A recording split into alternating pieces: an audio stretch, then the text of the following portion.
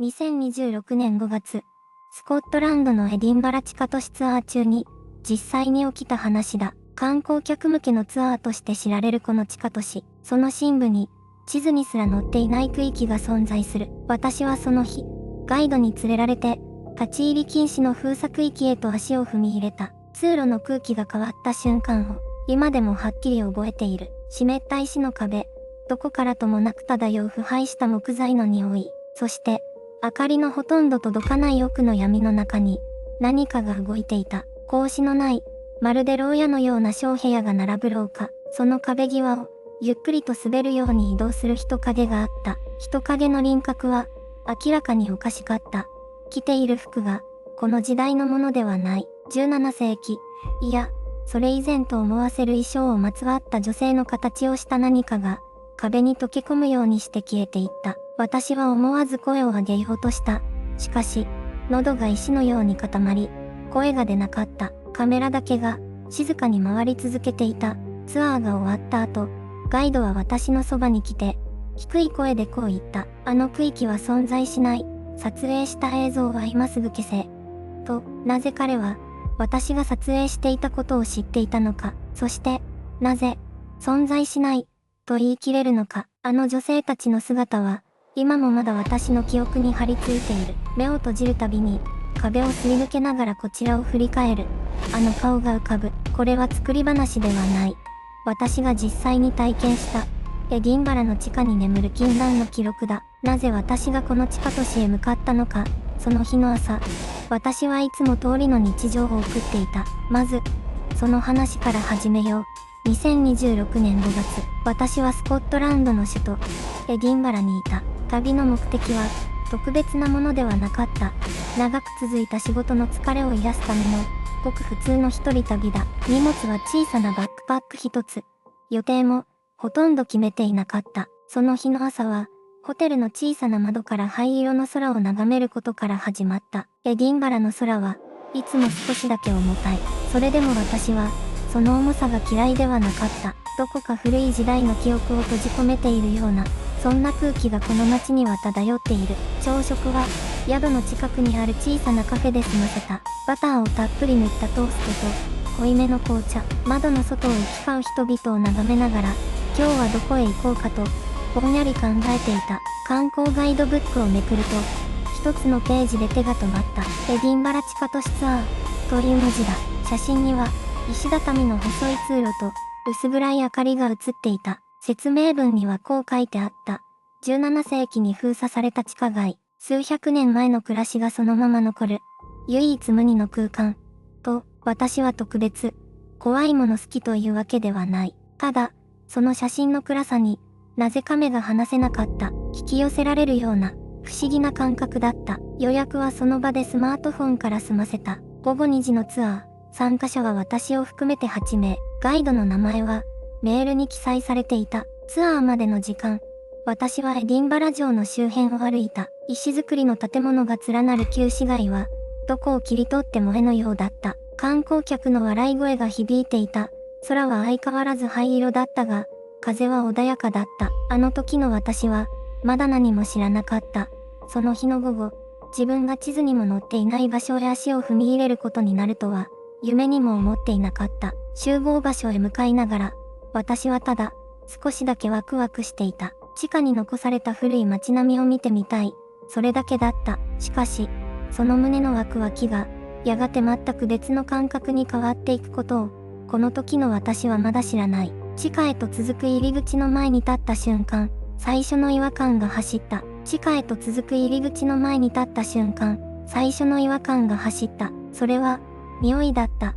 湿った石の匂いは予想していた。しかし、それとは別に、何か甘ったるいような、腐りかけた花のような匂いが、鼻の奥にじわりと染み込んでくる。隣に立っていた同じツアー客の女性も、思わず顔をしかめていた。私は気のせいだと思った。古い建物には、時として奇妙な匂いが漂うことがある。それだけのことだ。と、階段を一段、また一段と降りるにつれて、空気が変わっていった。地上との温度差は覚悟していた。しかし、それは単なる冷たさではなかった。皮膚ではなく、もっと内側から冷やされるような感覚。肺に入る空気そのものが、普通とは違う質感を持っているように感じた。隣の女性が小声で、寒くない？と囁いた。私はうなずいた。ガイドは何も言わず、淡々と先を歩いた。IMG、薄暗い石造りの階段を降りていくツアーグループ。横から差し込む弱い光、霧のような空気、そして、音だった。最初は、誰かの足音かと思った。コツ、コツ、という規則的な響きが、自分たちの歩く音とはわずかにずれて、後ろから聞こえてくる。私は振り返った。誰もいない。石の壁が続いているだけだ。足音は止まっていた。また歩き出すと、また聞こえる。止まると、消える。もしかして、音が反響しているだけかもしれない。地下の石造りの空間では、音は奇妙な形で跳ね返ることがある。私はそう自分に言い聞かせた。しかし、完全には信じられなかった。やがて、グループは最初の広い部屋へと足を踏み入れた。ガイドがランタンを掲げ、説明を始める。17世紀に実際に人々が生活していた空間だという。私はその言葉を聞きながら、部屋の隅を見つめていた。影が、動いた気がした。いや、気のせいだと思った。ろうそくの光は揺れる。影も揺れる。そういうものだ。私はそう判断して、ガイドの説明に意識を戻した。しかし今思えば、あの瞬間から何かが始まっていたのだ。見えていたのに、見ていなかった。その後、私が目にすることになるものを、この時すでに予告されていたのだ。私はまだ、気づいていなかった。二度目だった。今度は、はっきりと見た。最初の影は、気のせいだと思った。ろうそくの光が揺れる。影も揺れる。それだけのことだと、自分に言い聞かせた。しかし、この瞬間は違った。言い訳ができなかった。私は通路の奥を見ていた。ガイドが何かを説明していた。声は聞こえていた。しかし言葉が頭に入らなかった。視線が、動けなかった。通路の突き当たり、石の壁に、何かが触れていた。人の形をしていた。女だった。背は低く、腰まで届くほどの長い布を身にまとっていた。その服の形が、おかしかった。現代のものではない。100年どころか、もっと昔の、時代劇で見るような衣装だった。私は目を疑った。観光客のはずがない。ここは関係者以外立ち入り禁止の区域だ。そもそも、この通路にはガイドと私しかいないはずだった。その人影は、壁を撫でるようにして動いていた。歩いているのとは違った。滑るように、音もなく、壁の面に沿って移動していた。私の体が、固まった。足が動かなかった。声も出なかった。頭の中で何かが叫んでいた。しかし体は一切反応しなかった。ただ、見ていた。見るしかなかった。その形は、ゆっくりと首を動かした。こちらを向こうとしているように見えた。顔が、壁から離れかけた。私は息を飲んだ。見てはいけないという確信があった。根拠はない。ただ、骨の奥から、そう感じた。その瞬間、ガイドが私の腕を掴んだ。見るな。小さな声だった。しかし、はっきりと聞こえた。日本語ではなかったが、意味は伝わった。彼の顔に、余裕はなかった。説明のための落ち着きではなく、本物の緊張があった。私は引っ張られた。通路を戻された。ろうそくの光が遠ざかった。石の壁が流れるように過ぎていった。足がまだ震えていた。手も震えていた。体が体でないような感覚があった。後ろを振り返ろうとした。ガイドが、それを許さなかった。振り返るな。二度目の言葉も、短かった。しかし今度は、命令だと分かった。私は前を向いたまま歩いた。足音だけが、地下に響いた。あの形が、まだ壁にいるのかどうか、私には確認する術がなかった。そして、それでよかったのかもしれない。次に起きることを、私はまだ知らなかった。通路の先に、小部屋があった。鉄格子もない。扉もない。ただ、石の壁に囲まれた空間が、ぽっかりと口を開けていた。ガイドは足を止めた。私も止まった。松明の光が、その部屋の入り口だけを照らしていた。奥は、闇だった。入るな。ガイドの声は、低かった。しかし私の目は、すでに奥へ引き込まれていた。闇の中に、何かがいた。形だった。人の形だった。しかし動き方が、おかしかった。歩いていない。浮いてもいない。ただ、そこに存在しているような動き方だった。壁に沿って、スーッと滑るように移動していた。私は息を止めた。その形が、こちらを向いた。IMG、薄暗い石造りの地下小部屋。入り口から差し込む松明の光の中に、17世紀の衣装をまとった女性の輪郭が浮かび上がる。顔だけが、こちらを向いている。顔が、見えた。白かった。皮膚の色ではなく、光を全部吸い込んだ後に残る。白さだった。目があった。口があった。人の顔だった。しかし、生きている人間の顔ではなかった。その目が、私を見ていた。私は逃げられなかった。足が、地面に張り付いたようだった。体の中から何かが抜けていくような感覚があった。寒かった。地下の冷気とは違う。骨の芯から来る、冷たさだった。その時、聞こえた、声だった。小さかった。かすれていた。しかし、確かに聞こえた。私の名前だった。私はその日、このツアーで誰にも自分の名前を名乗っていなかった。チケットは匿名で買った。ガイドにも教えていなかった。それなのに、その声は、正確に私の名前を呼んだ。日本語で、呼んだ。体が震えた。声を出そうとした。出なかった。ガイドが私の腕を掴んだ。強く。聞いた。通路に戻された。足がもつれた。壁に手をついた。石が、ひどく冷たかった。見たか、とガイドは言わなかった。何も言わなかった。ただ歩いた。私を引きずるように、歩いた。振り返りたかった。でも、振り返れなかった。あの声が、まだ耳の中にあった。私の名前が、地下の石に染み込んでいるような気がした。ツアーが終わっても、その感覚は消えなかった。家に帰っても、消えなかった。それどころか、日常の中に、何かが入り込んできた。家に帰った。エディンバラのホテルではなく、もう日本に戻っていた。飛行機の中でも、ずっと眠れなかった。窓の外を見ると、雲の上に何かがいるような気がした。気のせいだと思った。思おうとした。最初に気づいたのは、音だった。夜中の3時頃、廊下から足音がした。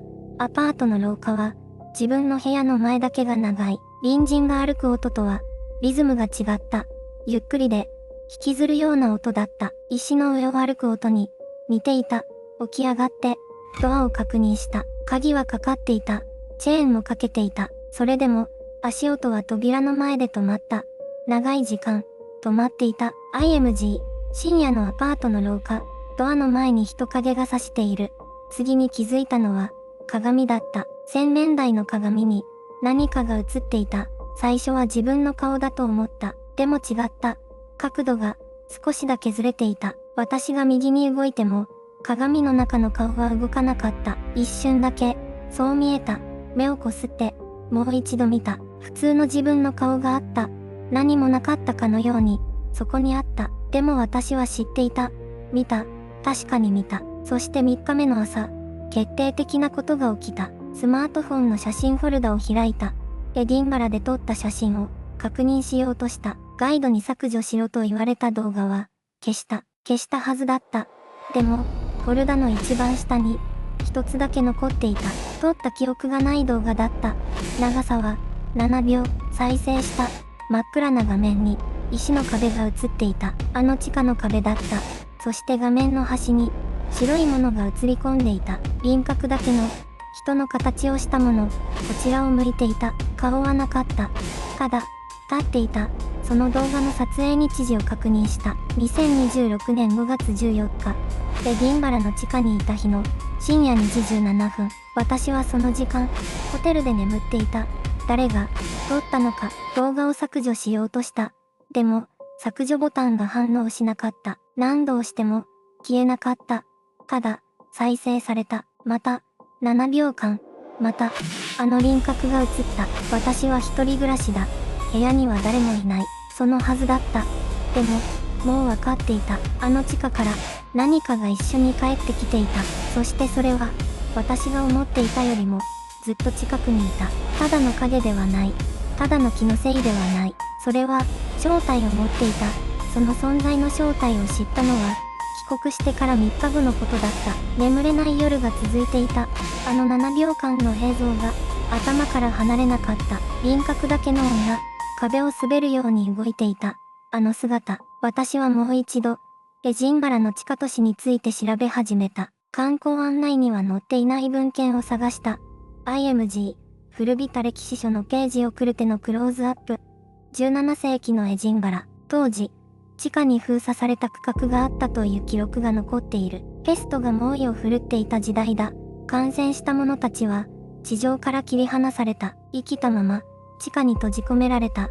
食料も、水も、ほとんど与えられなかった。外に出ることは、許されなかった。死ぬまで、あの暗闇の中にいるしかなかった。IMG、薄暗い地下牢のイメージ。古い石壁に光が差し込む。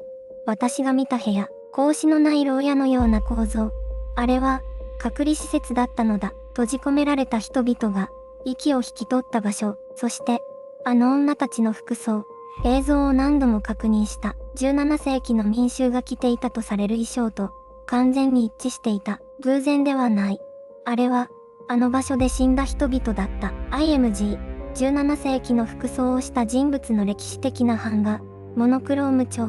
では、なぜ私なのか。ガイドが意図的にあの区画へ入った。あれは事故ではなかった。映像を削除するよう迫ったのも、偶然ではない。あの男は、知っていたのだ。あの場所に何がいるか、そして、何かを連れ出してしまうことを、私は、その役割を知らずに果たしてしまった。IMG、地下通路の出口から見上げる視点。光が遠く差し込む構図。あの女たちは、ずっとあの暗塔の中に閉じ込められていた。300年以上、誰かが来るのを待っていた。そして私がカメラを向けた。記録した。見た。それだけで、つながりが生まれてしまったのかもしれない。目撃したものに、ついていく。それが彼女たちの唯一の出口だったのだとしたら、私は今も、それを背負って生きている。部屋の隅に、何かがいる気配がする。振り返ると、何もない。でも、確かにいる。息を潜めて、こちらを見ている。そして私は気づいた。彼女たちは、私に何かを伝えようとしている。ただ怖がらせたいわけじゃない。あの暗塔の中で起きたことを、誰かに知ってほしいのだ。300年間、誰にも届かなかった叫びを、次の夜、私はついに、それと向き合う決断をした。次の夜、私は一人で地下に戻った。ガイドには何も告げなかった。あの閉鎖域への入り口は、覚えていた。石段を降りるたびに、空気が変わる。冷たい、湿っている。そして重い。懐中電灯の光が、壁を照らす。17世紀の石の模様が、ゆっくりと浮かび上がる。あの部屋が近い。足音だけが響く。自分の息遣いだけが聞こえる。それでも、私は進んだ。扉の前に立った。ケツの取っ手に手をかける。冷たさが、骨まで伝わってくる。ゆっくりと、押し開けた。IMG、部屋の中は、真っ暗だった。懐中電灯を向ける。何もない。誰もいない。胸を撫で下ろした。その瞬間だった。明かりが、消えた。完全な暗闇の中に、私は一人で立っていた。息を止めた。音がした。絹ずれの音だ。すぐ近くで、耳のそばで、何かが動いている。体が固まって、動けない。声を出そうとしたが、喉が詰まる。そして、感じた。視線だ。正面から、じっと見つめられている。目が慣れてくると、わかった。そこに、いた。白い輪郭が、闇の中に浮かんでいる。体の形をしている。女性だ。古い時代の衣服をまとっている。顔は、はっきりしない。でも、こちらを向いている。間違いなく、私を見ている。IMG、動けなかった。逃げることも、叫ぶこともできなかった。ただ、その輪郭と向き合っていた。すると、声が聞こえた。声というより、息だ。風のような、かすかなうなりだ。でも確かに、言葉の形をしていた。忘れないで、そう聞こえた。日本語ではない。でも意味が、頭に直接流れ込んできた。300年間、ここに閉じ込められていた。名前を呼ばれることもなく、誰かに見つけてもらうこともなく、ただ、壁の中で叫び続けていた。その重さが、そのまま体に伝わってきた。涙が出た。恐怖ではなかった。悲しみだった。彼女たちは、怖がらせたかったわけじゃない。ただ、存在を知って欲しかっただけだ。私はここにいた。その一言を、誰かに届けたかっただけだ。IMG、明かりが戻った。部屋には、誰もいなかった。でも、空気は変わっていた。少し軽くなっていた。私はその夜、地上に戻った。カメラの映像は残っていた。ガイドが削除しようと言っていた。あの映像が、その中に、確かに映っていた。白い輪郭が、壁のそばに立っている。こちらを向いている。そして、それが何を意味するのか、私はまだ考え続けている。あの夜から、何かが変わった。この話には、まだ続きがある。あの夜から、私は変わった。正確に言えば、変えざるを得なかった。地上に戻った私は、ホテルの部屋に閉じこもった。誰とも話したくなかった。何かを話せる状態ではなかった。ただ、あの地下の空気が、まだ体にまとわりついていた。冷たくて、重くて、古い匂いのする。あの空気が、翌朝、私はカメラの映像を確認した。ガイドに削除しろと言われた。あの映像を、消していなかった。消せなかった。という方が正確かもしれない。再生ボタンを押すのに、30分かかった。映像は残っていた。暗い石の壁、格子のない部屋の入り口、揺れるカメラの光、そして、壁のそばに、白い輪郭が立っていた。はっきりではない。でも、確かに、人の形をしていた。しかも、こちらを向いていた。私は何度も見直した。光の反射ではない。煙でも、霧でもない。それは、そこにいた。映像の中に、確かに存在していた。私は誰かに見せようとした。でも、やめた。見せたところで、何が変わるのか、わからなかったから、信じてもらえなくても、傷つきたくなかった。あの体験は、私だけのものだと感じていた。エジンバラを離れる前日、私はもう一度、地上から旧市街を歩いた。石畳の上を、観光客たちが笑いながら歩いていた。普通の午後だった。何も起きていない。普通の午後。でも私には、その石畳の下に、あの空間があることが分かっていた。閉ざされた部屋が、ある。何百年も前の記憶が、ある。そして、あの女性たちの形が、今もそこにいる。私はその場所の前で、少し立ち止まった。何も言わなかった。でも、心の中で言った。あなたたちのことを、覚えている。と、忘れない。と、帰国してから、しばらく眠れない夜が続いた。夢ではない。ただ、目が覚めると、あの冷たい空気が、まだそこにある気がした。部屋の隅が、少し暗く見えた。壁のそばに、何かがいる気がした。でも、怖くはなかった。なぜか、怖くなかった。むしろ、その感覚に慣れていった。あの地下で感じたことが、何かを変えたのだと思う。目に見えないものへの、恐れではなく、敬意、消えた人々への、無関心ではなく、記憶。2026年5月、エジンバラの地下で、私が見たものは何だったのか、まだ、答えは出ていない。でも、一つだけわかることがある。あの映像は、今も私の手元にある。そして、この話には、まだ終わりがない。次回、エピローグ。私が最後に気づいたこと、あの地下を出てから、もう何週間も経つ。でも、あの感覚は消えていない。夜、ふとした瞬間に思い出す。冷たい石壁、かすかな絹ずれの音、そして、こちらを見ていた。